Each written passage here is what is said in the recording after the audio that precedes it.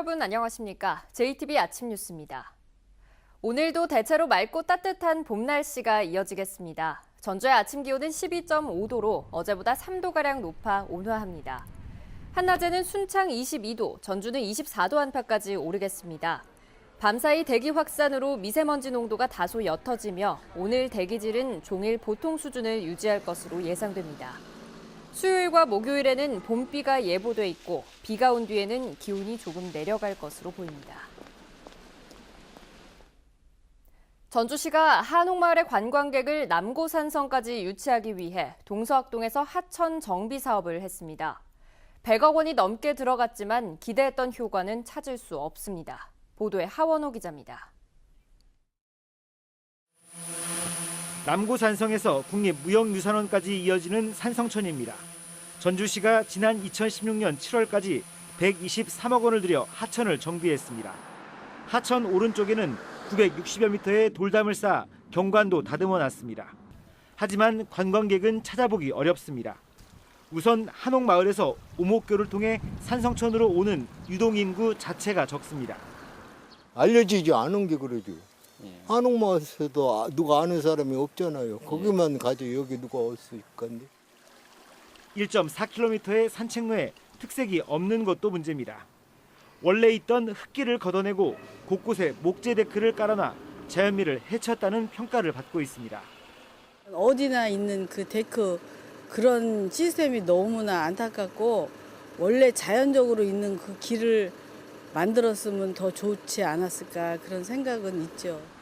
관광객과의 접점인 산책로 입구의 미관도 제대로 정비되지 않았습니다. 또 남고산성의 역사적 의미를 알려주는 안내판 하나 없고 특별한 볼거리를 갖추고 있지도 않습니다. 요연 확장을 하기 위해서 오목교를 한 23억을 들여서 했는데 전혀 홍보가 안 된 상태라 관광객이 전문 상태입니다, 현재. 한옥마을에서 전주 산성천으로 이어지는 동선의 문제점과 관광객 유입 대책에 대한 면밀한 검토가 시급합니다. JTB 뉴스 하원호입니다. 보행자가 횡단보도를 건널 때 안전하게 건널 수 있도록 유도해주는 감지 센서가 있습니다. 시각장애인이나 주의력이 떨어지는 어린이들에게는 특히 유용한 장비인데요.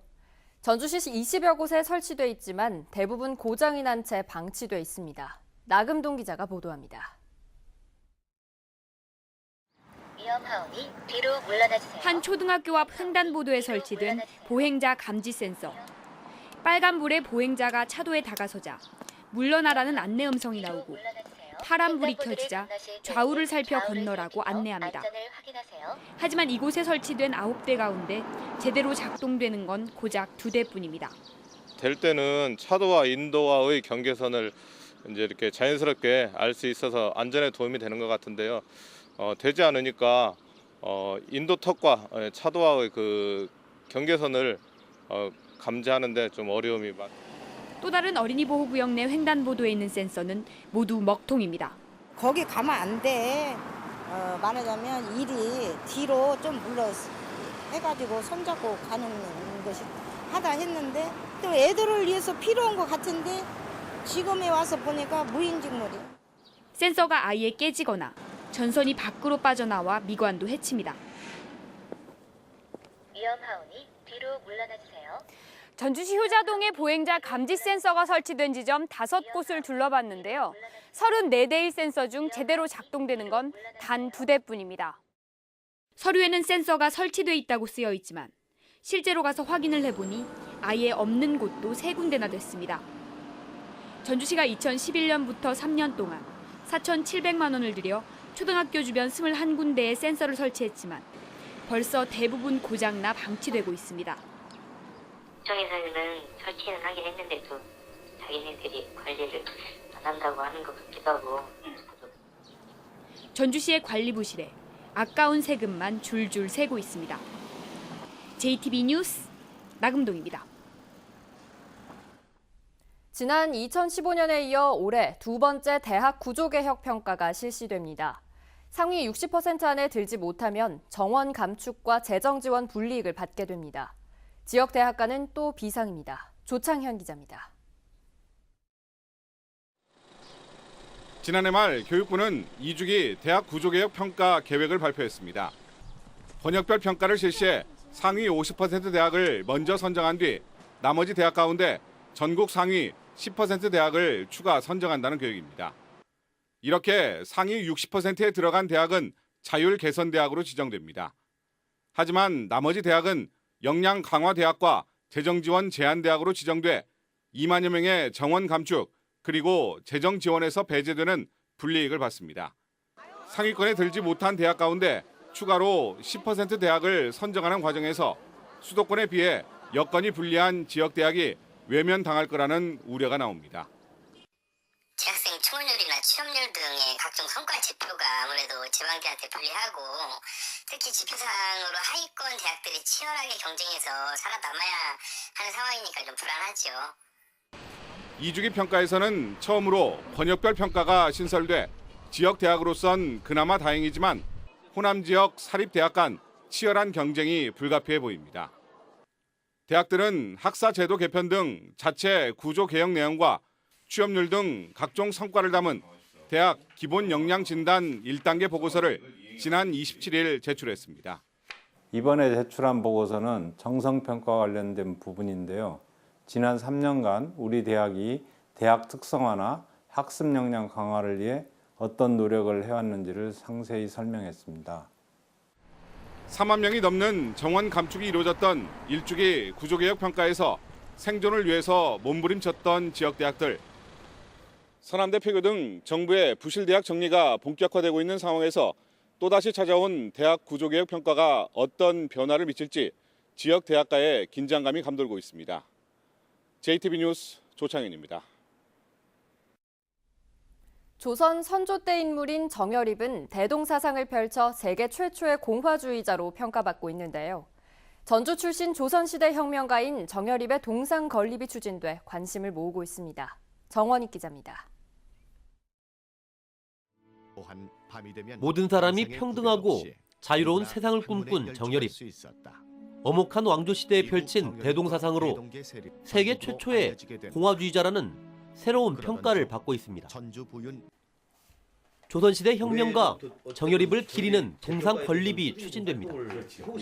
지난달 발족한 대동사상 기념사업회는 전주 정여립로에 정여립 동상을 세우기 위한 기금 마련에 나섰습니다.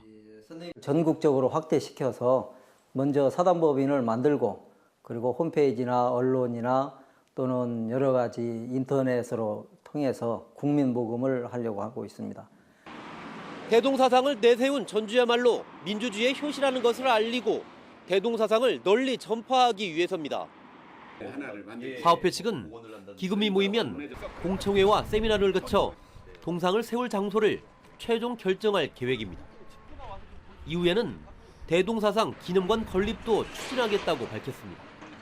우리가 왜 더불어 살아야 하는가, 인간이 왜 더불어 이웃과 살아야 하는가, 그런 것들을 같이 공부하고 그리고 터득할 수 있는.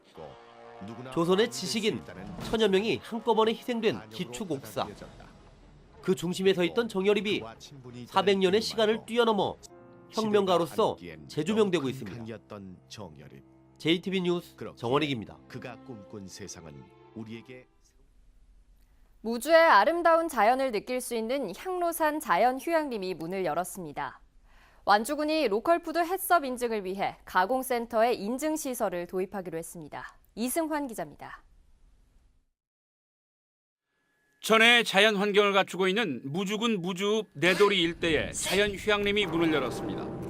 270헥타르 면적에 들어선 향로산 자연휴양림은 방문자 센터와 숙박, 체험시설을 갖추고 있습니다. 무주 향로산 자연휴양림은 문화와 휴양, 교육 등 종합적인 살림 서비스를 제공하는 공간이 될 것이며 우리군 명소로 지역경제 활성화에도 기여할 수 있을 것으로 기대하고 있습니다. 남원 출신의 살풀이 춘병인 조감녀 선생을 기리기 위한 조감녀 살풀이 명무관이 남원 예촌에 문을 열었습니다. 이곳에는 조병인의 유품 등 350여 점이 상설 전시되고 매달 살풀이와 건무, 승무 등 각종 전통춤 공연이 열립니다. 다양한 상설 프로그램을 운영하고 강화론과 더불어 춤과 소리가 어울리는 공간으로 조성해 나가겠습니다. 완주 고산 로컬푸드 가공센터에 햇섭 인증시설이 도입됩니다. 완주군은 식품 원료 반입부터 제조, 포장 과정에 원스톱 관리 시스템을 도입해 위해 요소를 차단할 계획입니다. JTB 뉴스 이승원입니다. 6.13 지방선거를 앞두고 군수와 군의원 예비후보 등록이 시작됐습니다. 전라도 선거관리위원회는 완주군 등 8개 군선관위에서 예비후보 신청을 접수한 결과 부안군에 7명이 등록하는 등 모두 23명의 군수 예비후보가 등록을 마쳤다고 밝혔습니다. 군의원 예비후보 역시 부안군에서 가장 많은 19명이 등록했고 전체적으로는 62명이 등록을 마쳤습니다. 민주평화당의 도지사 후보군으로 박주현 의원과 최수찬 전 의원 등이 물망에 오르고 있습니다. 평화당은 박주현 의원과 최수찬 전 의원에게 도지사 출마를 제안했으며 빠르면 이번 주 안에 최종 윤곽이 드러날 것으로 보인다고 밝혔습니다. 정의당과 교섭단체를 꾸린 평화당은 현재 두 당의 의석이 교섭단체 마지노선인 20석이어서 당내 현역 의원이 의원직을 사퇴하고 출마하기는 어려운 상황입니다. 전라도가 공공기관 채용비리 특별점검에서 나타난 문제점을 보완하기 위해 채용제도를 개선하기로 했습니다. 전라도는 기관별 채용 현황을 조사하고 전문가의 의견을 수렴해 오는 5월까지 공고기관과 절차, 평가 배점과 심사위원 선정 기준 등에 관한 가이드라인을 만들기로 했습니다. 전라도가 정부와 함께 지난해 11월부터 공공기관의 채용 비리를 조사한 결과 36개 기관에서 89건의 의심 사례가 드러났습니다. 일반 고학생을 대상으로 인근 학교 간 공동교육과정과 대학연계 주말 강좌가 운영됩니다. 전북교육청은 전주와 정읍, 남원 등 6개 시군의 14개 거점 학교를 지정해 개별 학교에서 운영하기 어려운 논술, 국제정치, 공연실습 등 45개 교과목을 지정한 뒤 인근 일반고 학생들이 참여하는 공동교육과정을 매주 토요일에 운영한다고 밝혔습니다. 또 전문대학 4곳과 연계해서 반려견 관리, 바리스타, 제과제빵 등의 기술을 익힐 수 있는 13개 강좌도 개설하기로 했습니다. 전주시가 수압이 낮아서 불편을 겪는 색장동과 대성동의 고지대 주민들을 위해 가압장을 설치하기로 했습니다. 전주시는 색장동과 대성동의 원색장마을, 내원당마을에 가압장 2곳을 설치하고 추동마을에는 가압장의 규모를 확대해서 안정적으로 수돗물을 공급하기로 했습니다. 전주시는 고지대의 수돗물 공급 상태를 조사해서 가압장을 추가로 설치할 계획입니다.